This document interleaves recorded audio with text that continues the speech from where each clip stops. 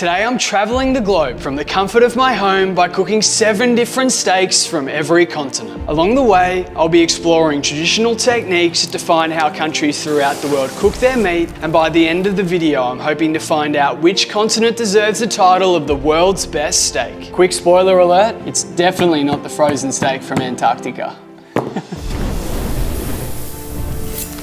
Continent number 1, Oceania. Honouring the home country here by picking a Scotch fillet. Now, anyone not from Australia will probably laugh at that term. It is essentially a ribeye without a bone. And only people in Australia and New Zealand will probably know what that is. But I thought long and hard about how to actually cook this steak. The best memories that I have as a kid growing up are with my family cooking steak on a barbecue. So I'm going to quickly season this on both sides, and then I'm going to cook this on the barbecue. So I'll see you outside. Steak on the barbecue. This bad boy's coming out of hibernation. Haven't used it in so long. And like I forewarned earlier, this is by far, as an Australian, the most typical way that I remember eating steak as a child. And what better way to honour that than by cooking our own Scotch fillet. So this was the steak that I had to pick when I was going for Australia. Or Oceania, my bad. Doing the country proud here, hey? Yeah, there we go. That's what I want to hear. And like I said earlier, we're not going to have long to cook this steak. Oh, this is a freshie. Oh, look at that. That's what we love to see. Bit of the steak-laid beef tallow on top. Not sure if I mentioned earlier, but it is a super thin steak, so that crust is going to develop really quickly, and it's going to cook super quickly as well. 12 seconds later. This is exactly the reason why I don't like to cook thin steaks, because this is probably going to have a much more developed crust on this side. Not really, actually. Bit of a do or die situation here. I reckon this steak's done, to be honest. I'm sorry, Australia. I've let you down with this one. Not my best steak, but let's get it inside and we'll cut it open. Steak number 1, Oceania. I'm sorry, Australia. This is the most poorly cooked Scotch fillet you've ever seen, but at least it can only go up from here, hey? I've talked enough. No excuses. I messed it up. And I'll slice this open. And there you go. Just over medium rare, probably closer to medium well, actually. Exactly the perils of cooking a thin steak. Let's see how it tastes. Despite my poor cooking effort, it's actually still good. As soon as I eat it, I just know that it's come from a barbecue, which I'm not sure if that's a good thing, but if you're with friends, you're cooking around a barbecue, doesn't really matter how the steak's cooked. On to the next one. Next continent on the menu, Asia. And what better way to honour the steak gods by cooking this absolutely unbelievable looking cut of A5 Wagyu. And this has been supplied by my friends at Flinders & Co. in the South Melbourne market. So what do you call that? Nut score 9? Oh, we call that 12 plus. 12 plus. You are kidding. That's out of control. Very thankful for them, but look at my gloves. This literally melts in your hand. And because it is so thin, it cooks really quick, which is super helpful. So today I'm going to mix it up a bit. I'm going to cut the cap off. Look at that. You can almost eat that as a snack. But obviously that's not going to waste. It's going to be cooked separately. And then what I'm going to do is slice probably about 1 centimetre wide or so. And I'm cooking these on a traditional Japanese grill. When I cooked the whole steak last time, literally the whole thing went up in flames. This will be I guess a much more controlled cook. Woo! I'm going to use a very fine salt just to lightly cover the top, nothing too crazy. The flavour is insane, and the last thing you'd want to do is ruin it by extra seasoning. Let's see you outside to cook this on the Japanese grill. A5 Wagyu time. We're starting it off strong, and I've just ashamed my country, so we got to get this one right for the Asians out there. I actually watched a sushi master, and he had these big lumps of charcoal that he put in, and he didn't put too much in because you don't really need to cook A5 Wagyu too long at all. And he lit his charcoal using one of these, basically a flamethrower. So I'm going to give that a go today. And then we're going to give that a bit of flame with charcoal. So I'm trying to light the base and then put some others on top just so that they all light together. You can hear that it's definitely lit, and it is a windy day, so I think I'm just going to leave that be. I think we're time for our first cook, to be honest. I'm going to see how this goes. Oh, there we go.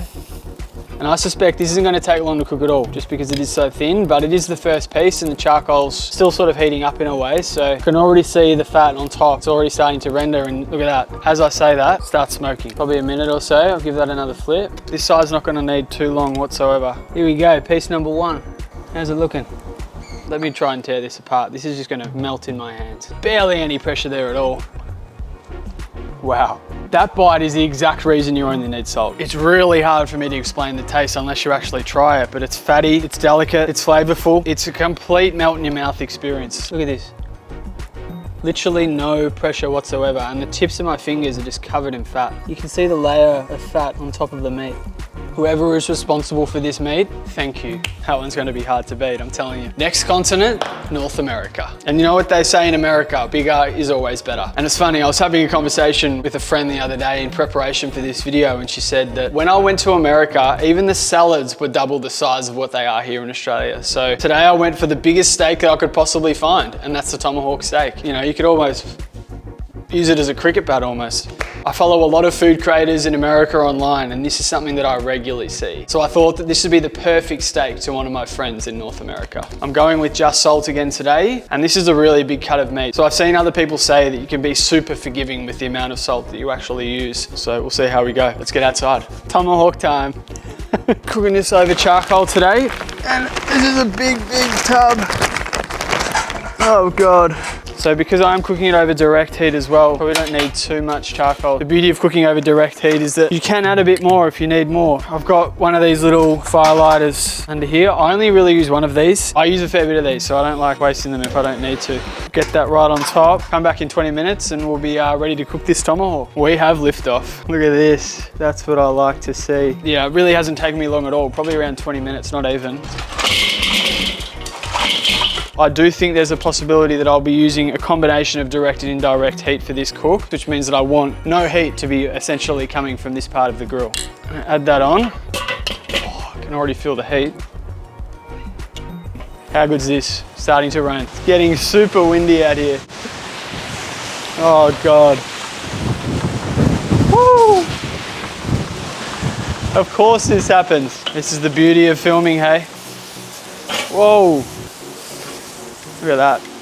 I think what you want to make sure if you are cooking a steak like this is that you are flipping it often to evenly cook the steak. But it also ensures that the crust isn't overly developed. It's really important to find that sweet spot when you're cooking a thick steak. Because it is a thick steak, you can do this. When I'm cooking a thick steak and I've got the opportunity to do so, I do like to use a combination of direct and indirect heat. So I'll probably give that a few minutes and then we'll come back and check it out. Oh.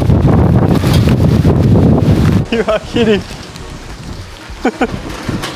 Shit. Just got super crazy. But that was probably a good 10 minutes or so. We are now sitting at an internal temperature of 37. So we were probably at about 20 when I put the lid on. I might put that lid back on.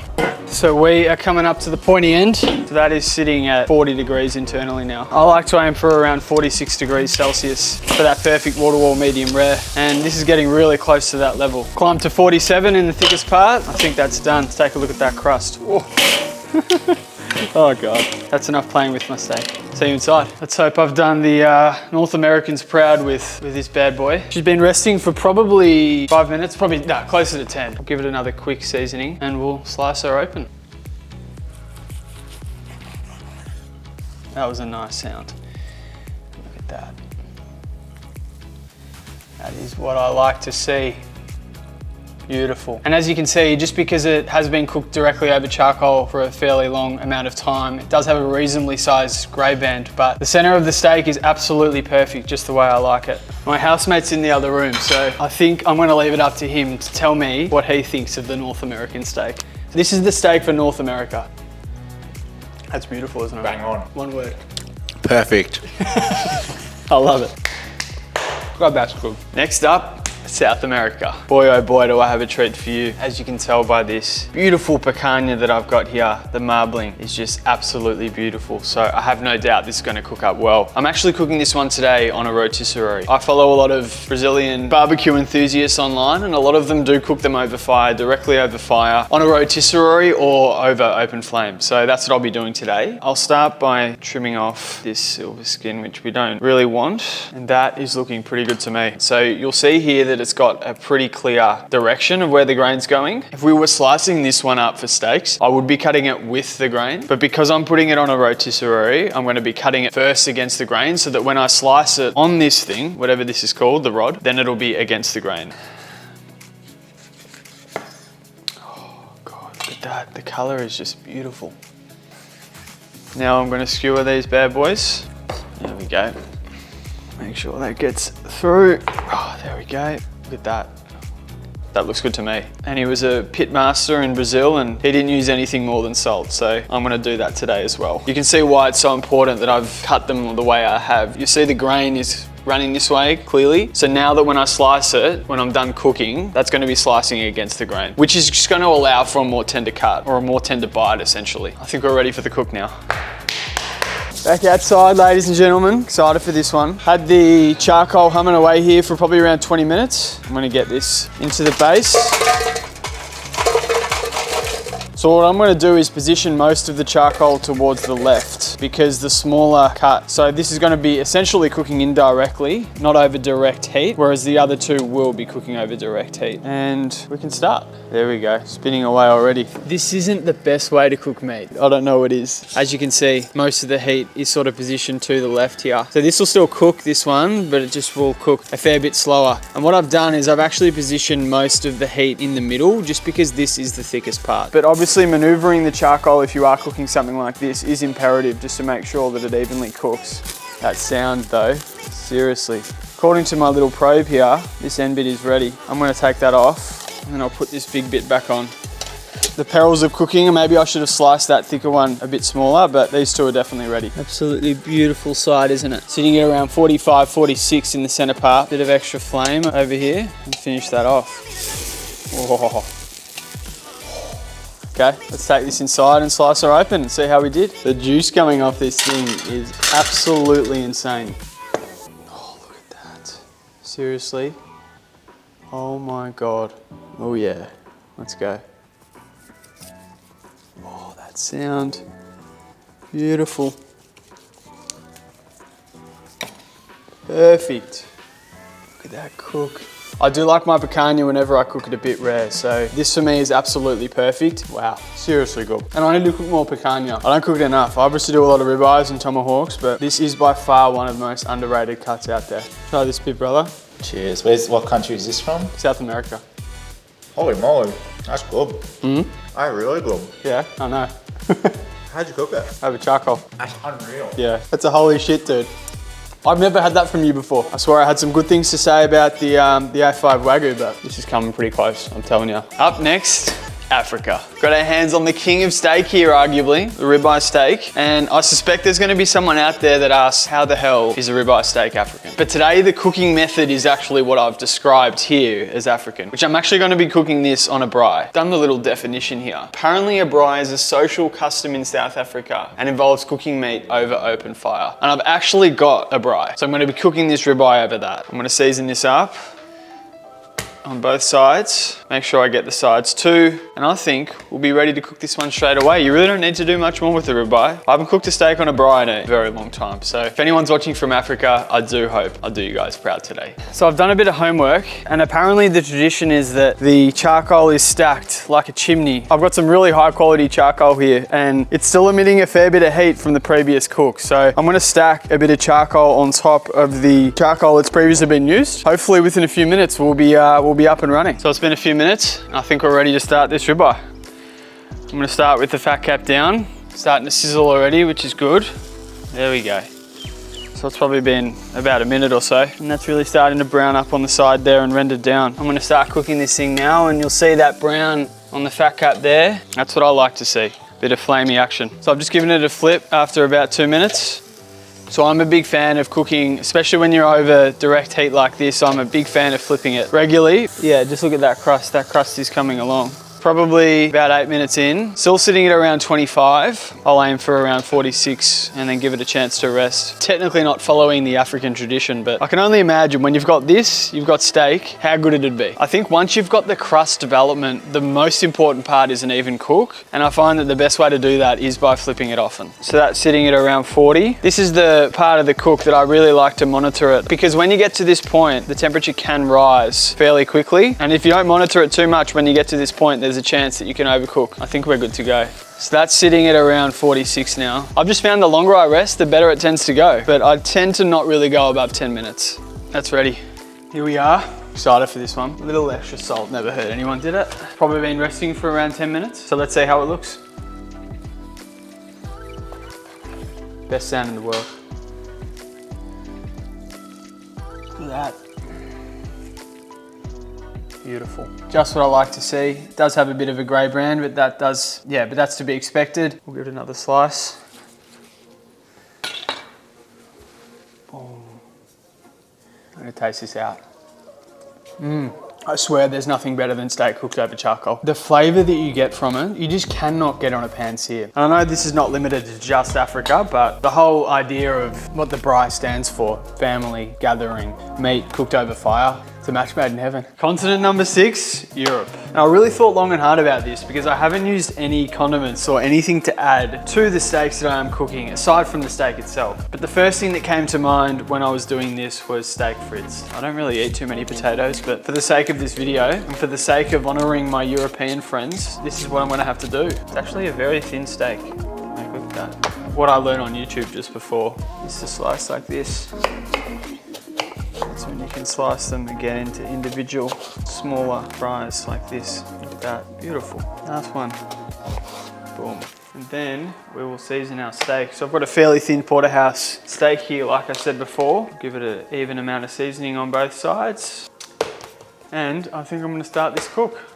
So I'm back in the side kitchen. I'm not sure if you saw in last week's video, but I did set the smoke alarm off. I'm just here in the side kitchen now just to minimize or mitigate that from happening. I think it's time for some fries. So I'm gonna add in some of my steak-clad beef tallow here.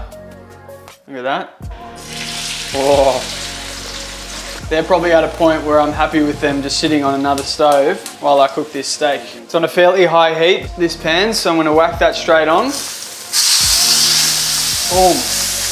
What I'm gonna do is I'm gonna get this stainless steel press onto the pan, or onto the steak straight away. So if it was thicker, I wouldn't move it, but I do like moving it around to other parts of the pan, especially when it's got that tallow underneath it, just to make sure that it develops the crust. We're sitting at 22. I like to start basting in the mid-30s, especially for a thin steak like this one. Drop that in. The last thing you want is that butter to burn. And if your pan's too hot, it's gonna burn any day of the week. And that crust is really starting to come together now. That internal temp's around 37.8 degrees. So I'm gonna start basting it now. And as you can see now, the butter is really sort of foamy at the bottom. It's not burning, but it's brown, which is what you want. So I'm gonna take that off. It hasn't been long. It is such a thin steak, but it's looking just beautiful. That's ready. Here we are, Europe. Whenever I'm using butter, I really hate to put it to waste. Like the drizzle on top and then slice it open.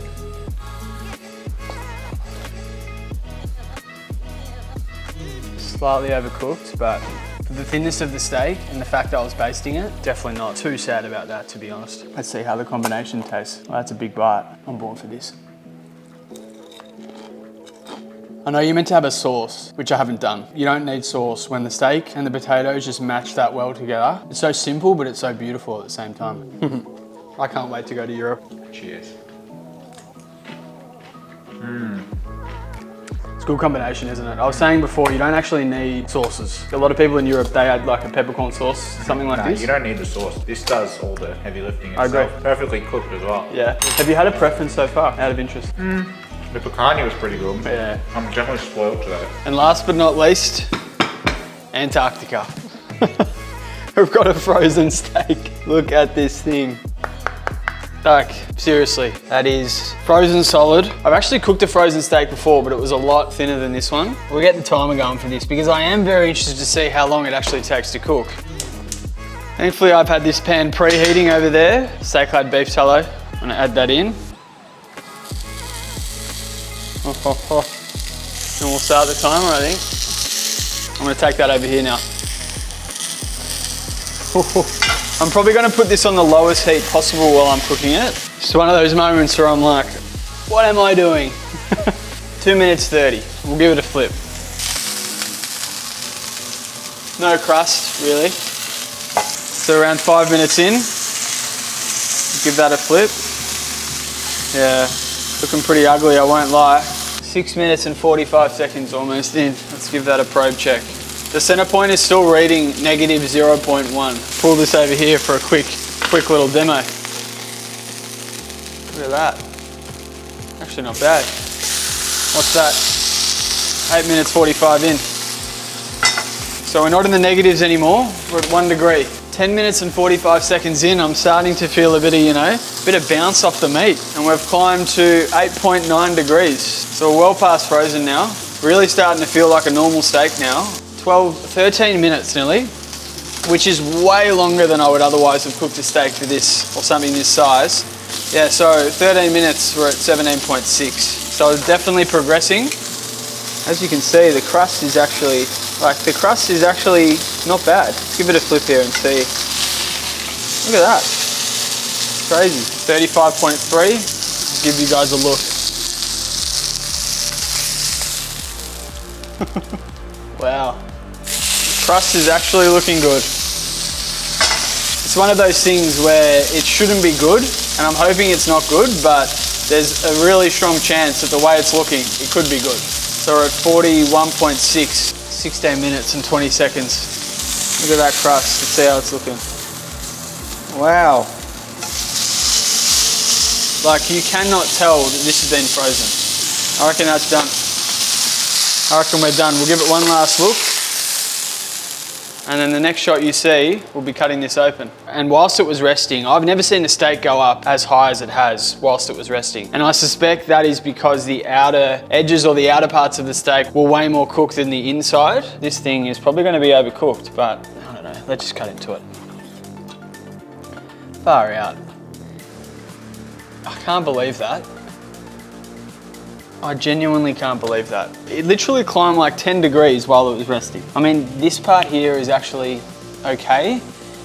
There's a decent level of pink, but the other part is definitely on the edge of like fucking well done. And just from the feel of it, I mean, it's not tender whatsoever. Like, look at this. I can barely pull it apart. Super chewy. It's a bit of a shame, really. This all but just reaffirms that my original statement. Antarctica definitely isn't the best performing steak. I think from all the experiences that I've had and the fact that I haven't had A5 Wagyu in such a long time, it's going to be hard for me to beat that experience, because that A5 Wagyu was seriously special. If I was ending it with A5 Wagyu, I think I'd be a lot happier. Like, subscribe, do what you need to do. Yeah, I'm just a one-man show running this thing on my own, so any support is greatly appreciated. And let me know where your favorite steak in the world is. I'm from Australia. I obviously butchered my steak from Oceania, but I might have to do another one of these. Let's see how we go. See you next week.